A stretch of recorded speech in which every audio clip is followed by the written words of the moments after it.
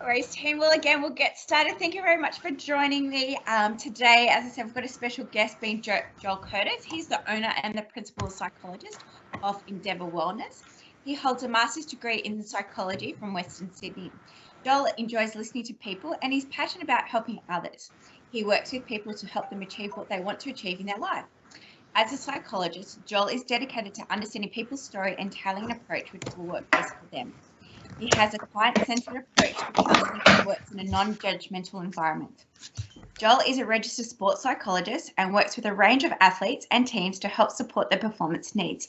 He works with business owners, managers and sales staff to help improve business performances, as well as helping those people work more effectively with their teams and customers. So Joel, welcome to Gobble Murray Water.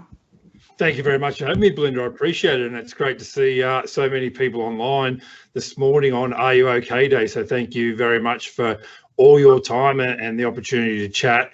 I wanted to make this as informal as possible today, and I appreciate there's a few people online. So at any point in time, if you have a question or anything you'd like to know or ask, please feel free to put your hand up or let Belinda know and she can just cut me off. I'm more than happy to answer questions for you at any point. I wanted to just help people understand that at the moment, or for full disclosure, I'm Sydney based. Belinda and I met each other through the traps over the last couple of years. So she's invited me to come along. So I'm Sydney based, and up until I guess the last few months, I had no insight as to what was going on for Victoria and Melbourneites last year and earlier this year. So I'm over the last 2 or 3 months, I'm getting a full appreciation of that. So hats off to you guys for being able to manage it for as long as you have and as often as you have. And from what Belinda's saying, a few people in regional Victoria are getting out of lockdown in the next week or so. So that's great news for you guys. And for anyone that's Melbourne metro based like us in Sydney, sit tight. Fingers crossed we can move in the right direction and there. Sorry, Glenn, did you want to say something when I asked a question? No, sorry, I saw you waving your hand. I thought, okay.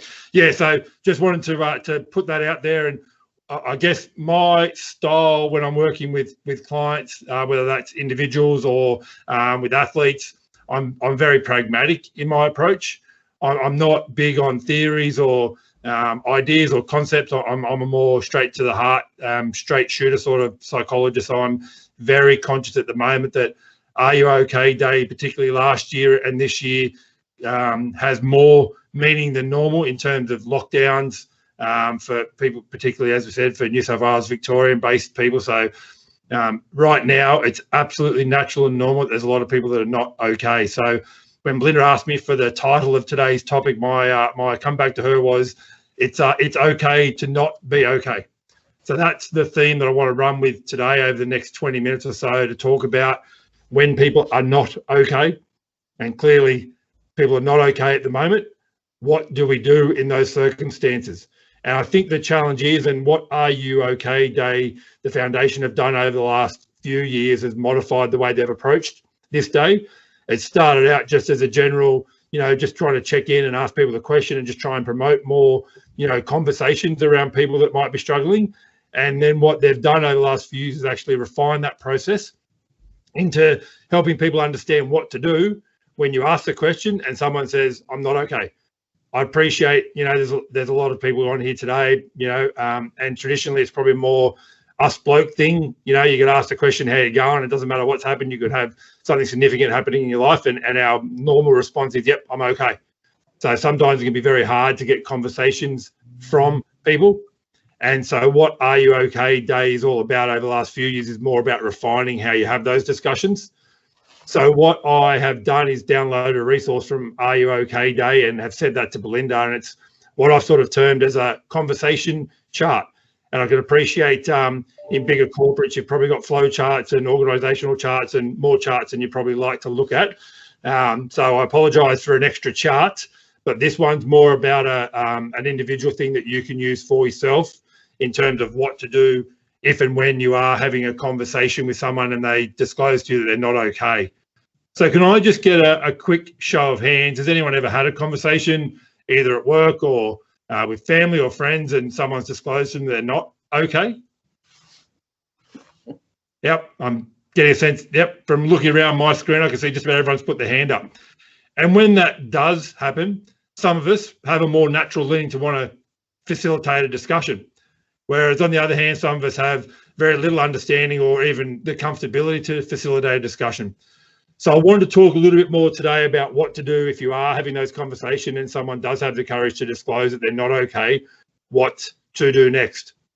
The first thing I would encourage every single person here to do who's put their hand up, or anyone that's ever asked a question and has found that someone's not okay, is to understand that your job is not to become their counsellor, not to become their life coach, not to become their psychologist, not to become anyone other than someone that's lending a supportive and caring ear to that person. I really want everyone to understand that in that moment, your job is not to try and fix their problem. Again, I know a lot of people probably go into that helping mode. Right, you've got a problem. What is it? Tell me about it. Okay, I think you could do A, B, and C. And sometimes that can be really, really helpful depending on what's going on.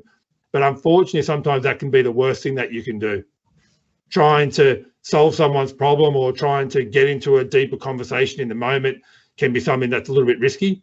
So I always encourage people not to sort of go into too many deep and meaningful questions, or not to try and pull apart whatever the problem is and come up with quick solutions, because it might be a timing thing, it might be a middle of a crisis thing, it could even be that you're just catching each other in the hallway and someone's been caught off guard and they've said more than they want to say and they feel cornered or trapped and can be quite confronted by you trying to help but then not necessarily wanting to take any further action around it. So what I would encourage you to do is, if someone does disclose to you they're not okay, is just to stop. Your only response then is, I'm sorry to hear that, or wow, that's terrible, tell me a bit more. You don't need to do any more than that. You don't need to dive into anything more than just letting them know that if they want to, you are quite willing and quite able to lend them that supportive ear.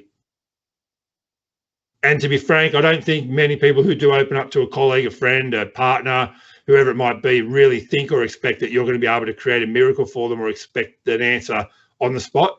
Because if it was that simple, they probably would have been able to work it out for themselves. So I think what mostly happens is in those general conversations, people either feel that they're connected to you, or sometimes it can just be, that you've caught them in a moment where they feel like they want to talk or they've got something on their mind.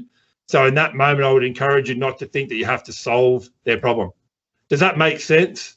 Is everyone just get a nod, show of hands? Does that make sense? Good one. Thumbs up. Excellent. Thank you for that. I appreciate it. So it's really important that you just want to make sure that you're not stepping out. Sorry, Belinda, I think someone put their hand up, wanted to ask a question. Sorry, you're on mute. Can't hear. I think they were just agreeing with you. Oh, agreeing. Sorry. Okay. I'm okay. Sorry, I'm new to Teams, so I'm a Zoom man. I'm not new to Teams. I'm like, okay, fair enough. Someone else question, so I apologise. So just make sure you take the pressure off yourself, because I think what happens is, particularly if you feel a bit pressured, we're going to not want to have a conversation, right? I know what Are You Okay is trying to do is just make those conversations a bit more normal. And I think in the past, we've been particularly hesitant to ask those questions for that very thing, that if someone does say, yeah, I'm struggling, we're like, I'm not sure what to do next. All right, well, yeah, I'm sorry about that, So I think that's probably the biggest thing we're trying to get across at the moment, is that conversations matter. And a conversation is just that. It's not a solution. It's not therapy. It's not an intervention. It's just a conversation. And if you can take the pressure off yourself to go, okay, well, I'm not a psychologist. I'm not a counsellor. I'm not a trained expert. I'm sure there's probably some people in here that have had some mental health first aid training. Again, can I get a show of hands? Has that been something that people have done? Yep, so a few hands are going up. So even as a first aid mental health trained person, again, your job's not to perform surgery, a bit like if you're a St. John's ambulance or a qualified first aid person, you're not trying to perform surgery. You're just trying to make sure you triage in the situation, that you're just trying to make sure you can get that person safely to whatever the next step is. It's the same in mental health. It's just about, okay, well, what's the next step? And so the conversation chart that Belinda's going to send you out really just hones in on that. So the first question that they say on that conversation chart is to ask the "Are you okay?" question. And then the next thing, which is something that's really important, is talking about it in terms of having an open mind and an open heart. And that, as I said, is about you taking the pressure off yourself. So your job is not to be the psychologist or whatever. It's just to say, okay, what's happening? What do you need to talk about? And then just listen. I appreciate when we're under pressure or having conversations, sometimes we think the more we say, the better it is. But in actual fact, the point is, the less you're saying sometimes, the better it is for you. So what I would encourage you to do is, in that moment, just please really say less. Listen. Once you've asked the question and someone's given you their story or their summary, just listen. The best thing you can do in that moment is to nod. Make sure you're keeping good eye contact. Make sure your body language is leaning in, that you're actually interested in what they're saying. If you're doing some of those real simple things, that will make a big difference to someone in terms of them continuing to have the discussion. And so I'm sure some of the things I'm saying aren't rocket science things. They're not new information to you. And I apologize if this is basic sort of information, but I just really wanted to reiterate the point or create that understanding that in those conversation moments, your job is just to lean in. And on that flow chart, they talk about, listening with an open mind. No matter what your perception is, no matter what your opinions are, I just really would encourage you in that moment, all your job is to do is to listen. And at the moment, there's a lot of heat and there's a lot of frustration, a lot of emotion during lockdown, from what politicians should be doing to how we open back up, to vaccinations, to workplace policies, to all sorts of things. And I appreciate in a corporate environment like this, I'm talking to people from a whole range of sections, from management through to frontline staff. So I'm conscious that your roles in your organizations are very different, but in that moment, no matter what your opinion is, I really just want to encourage you just to manage that and keep that to yourself, because challenging them or trying to see your point of view or a different point of view in that moment could be more than they're ready to hear. So I just would encourage you, if someone's disclosing to you that they're lockdown fatigued, they're COVID stat fatigued, then just make sure that what you're doing is listening and supporting and not trying to solve. Does that sound okay? Is that something that people feel like they could just do? It takes the pressure off. And what we want to do is just make sure that we're keeping that flow of conversation going. And so the timing of those conversations can be critical as well. I appreciate, people often want to avoid those conversations because we're in between meetings, or we've got emails to get back to, or we're, if we're working from home, we've got kids we're trying to homeschool, or we've got all sorts of stuff going on in the background. So trying to have conversations with people can be quite difficult. So if you are going to ask an "Are you okay?" question, the key thing is making sure you've got time to follow through, particularly if there's an issue. Or if you have just randomly asked it and someone's randomly had the courage to open up to you, take the time to listen, but also let them know if you don't have time to facilitate a further discussion, that's okay. Does that make sense? Making sure you're managing your expectations and theirs. That if they say, look, I want to talk to you first, say, look, I've just got to get to a meeting, or I've just got to get to this, but I don't want to leave this undone, or words to that effect, right? I don't want you to think that just because you can't talk to them that somehow you're doing the wrong thing, or somehow that's the end of the conversation. It's your job then, once you know someone's struggling, to work out to follow up. And that's the key to this, making sure you do follow up. And part of that flow chart is exactly around that, about what to do in the moment then if you don't have that space and time to be able to facilitate a longer discussion, making sure you come back to it. And I appreciate we're all busy. I appreciate we've got our own issues going on with, lockdown fatigue and all those sort of things, but it's important that if someone does disclose to you, that you have the courage to just make sure you check in and follow up.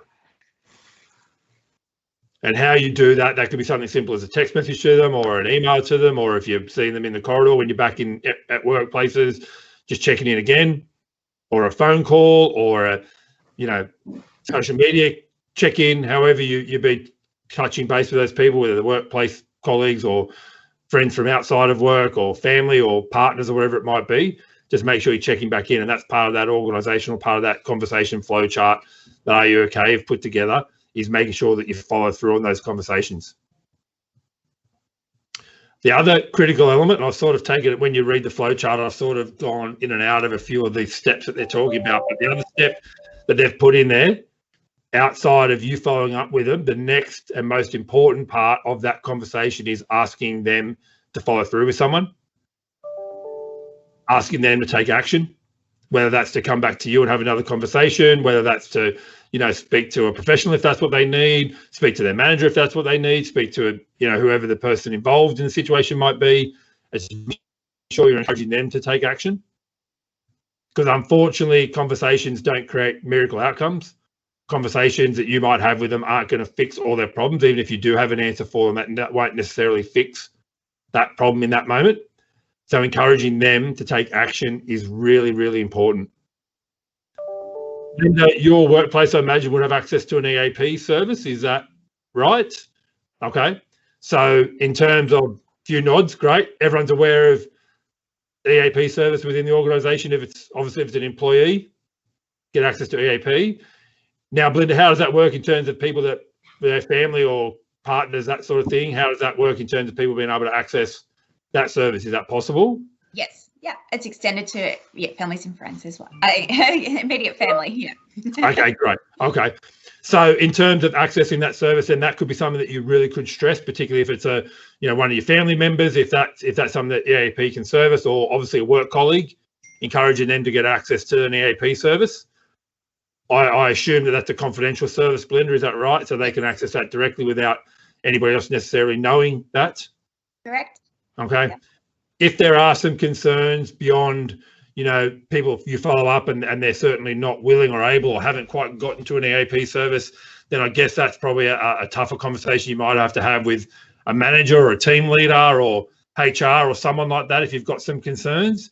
And I appreciate that might be a significant escalation. So I would encourage you probably at a workplace to take that as a last resort. That's probably only if there's something really significant happening. But that is certainly something that is an option to you as well. We do a lot of that at our end in terms of manager referred EAP services, and that's probably more in an extreme sense. But what I would encourage you to do is particularly if it's a work colleague and you've tried to have several other conversations and you sense that they're either not coming back to you or you sense that it hasn't been resolved, and they're not willing to access the EAP service themselves, then obviously you want to make sure you're following the right protocols, but taking the next step to a team leader or a manager or someone, I appreciate that can be quite confronting, but I think in terms of everyone's welfare and well-being, I would strongly encourage you to look at that as a course of action. Does that sort of make sense to people? I try not to scare everyone. I'm hoping that's not scaring people into avoiding "Are you okay?" conversations, but hopefully that's trying to clarify a few things. Yes, Joel, it's Chris here. I was going to ask along similar lines. If you believe there's behavioural change or there's an issue there, and you ask someone how they're tracking, they don't wish to acknowledge it. Yep, it does leave you in a difficult position as to how you manage that going forward. Absolutely. Mate, that's a great question, Chris. Thank you. A good comment. Yeah, look, so what I would suggest in that case then depends on if it's a work colleague, it depends on the relationship, right? Like if you're their manager or their team leader or whatever it might be, you've probably got a little bit more authority to do something a little bit more directly in that sense, Chris. But obviously if it's a work colleague and, you have nothing to do with them other than your work colleagues, your friends, it's one of those things where you might just encourage them to continue to reach out, even if they won't talk to you, just maybe ask them what actions they're taking, saying, all right, have you spoken to someone? Have you spoken to your team leader, your manager?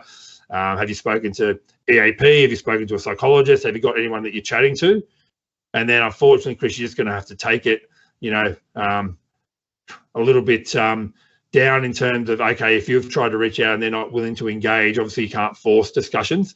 But I think I would encourage you just to keep a close eye on them where you can.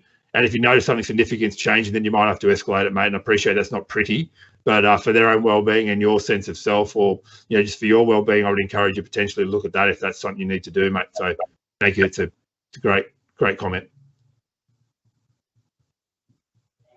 Did anyone else want to ask any questions or make any comments? I'm conscious that I don't want to take up too much more of people's time. And I've pretty much covered off on what I wanted to talk about in terms of just trying to understand that right now it's not okay. And anyone that tells you they are okay is obviously very good at managing themselves or potentially isn't telling us the whole truth. So I would take at the moment that it's okay, that's not okay. And I really appreciate Belinda giving me the opportunity to talk. And I'm hoping that wasn't too confronting the topic today, but given where you're located and where I'm located, I can appreciate that it makes perfect sense that there's a lot of people that aren't okay at the moment, that's for sure. Just a show of hands, has anyone had any conversations more recently during lockdown, people struggling, issues going on at the moment for people? A few nods. Does anyone want to share briefly or just what sort of themes have been around what people have been struggling with in terms of what's happening at the moment?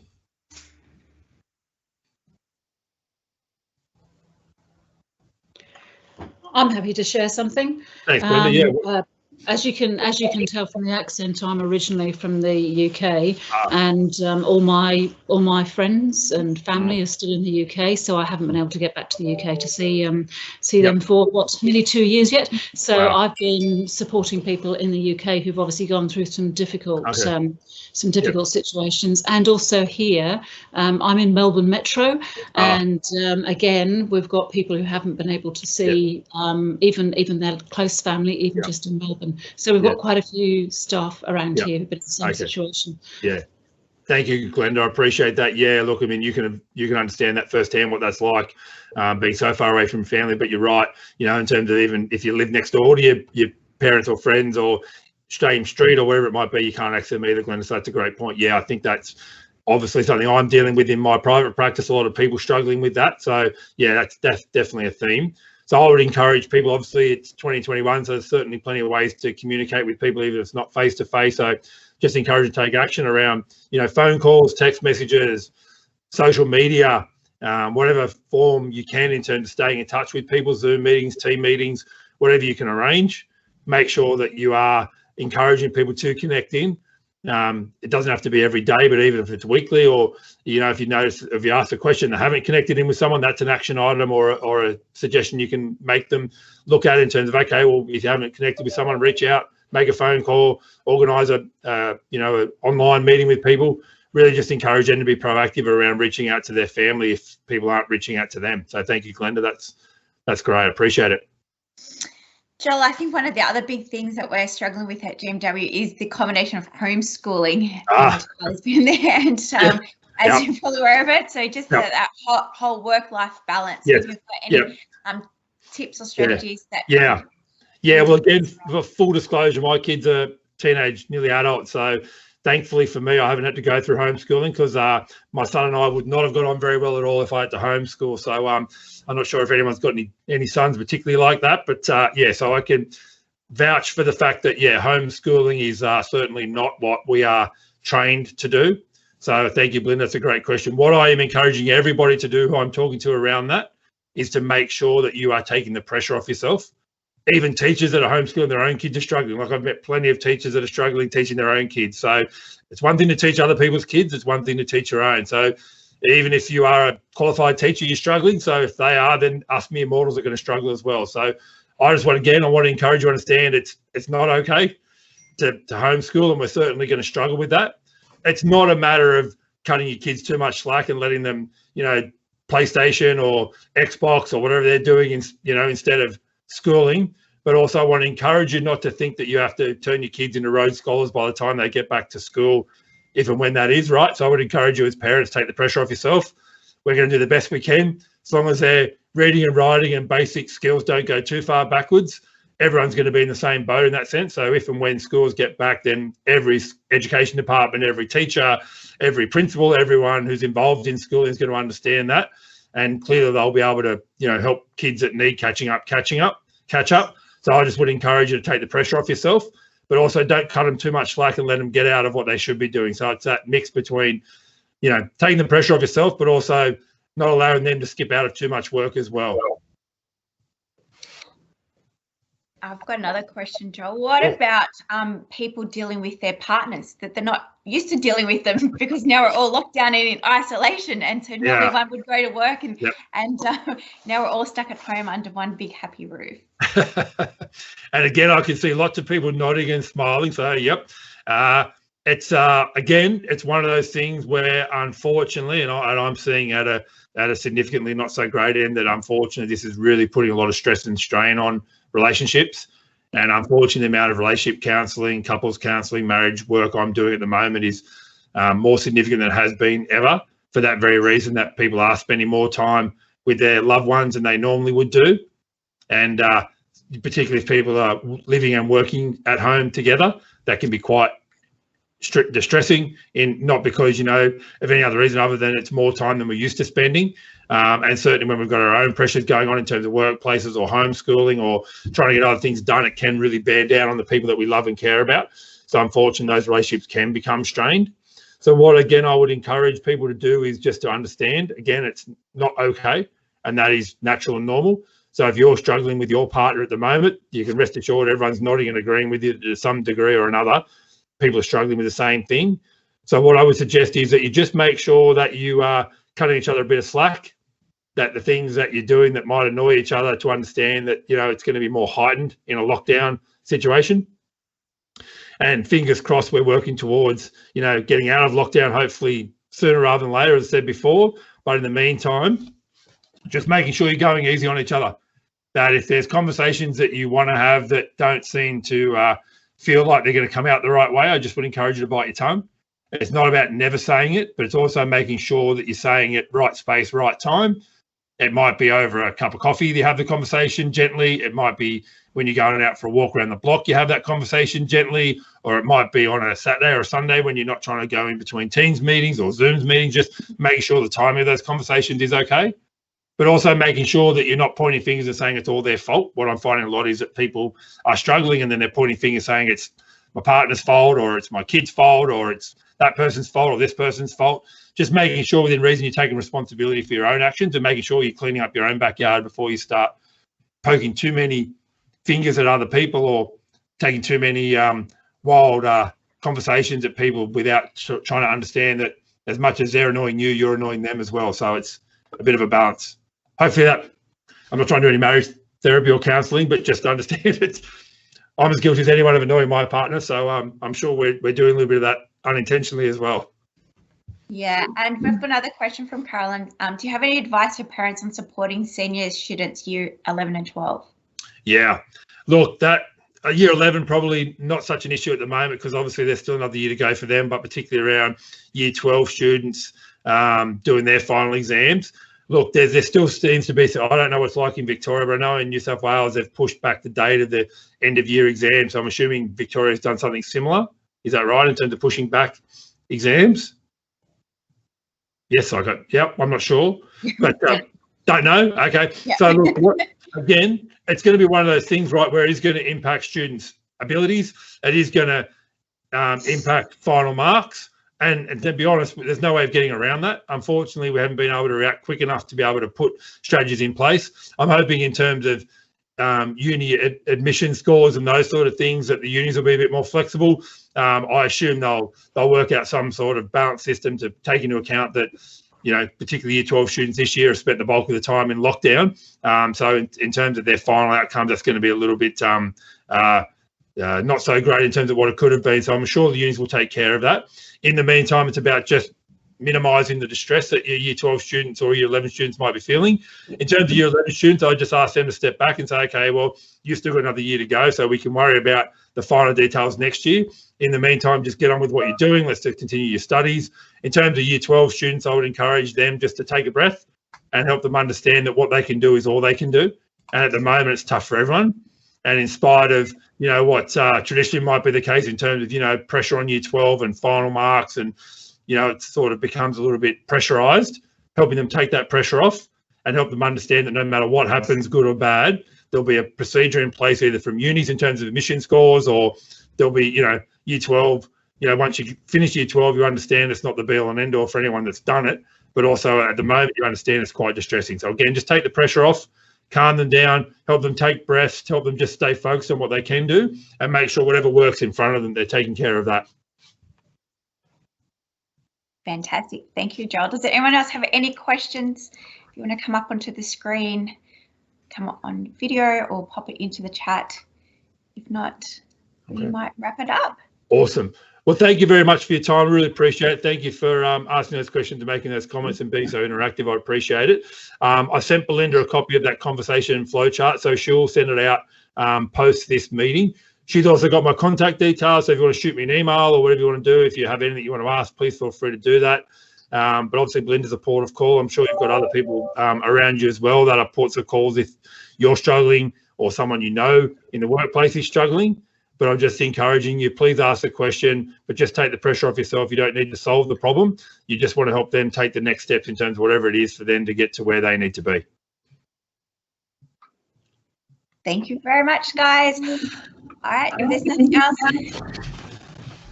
have a fantastic day. engage in those conversations, make sure you are okay. And don't forget, we do have those resources, the peer support group that's available for all staff, EAP, managers and supervisors, they're there for you as well. HR, Glenda, we're all here. You're not alone. Have those conversations, not only just today, ongoing, and take care. And we'll see you soon. Thanks, guys. Thank you. Bye. Thank you.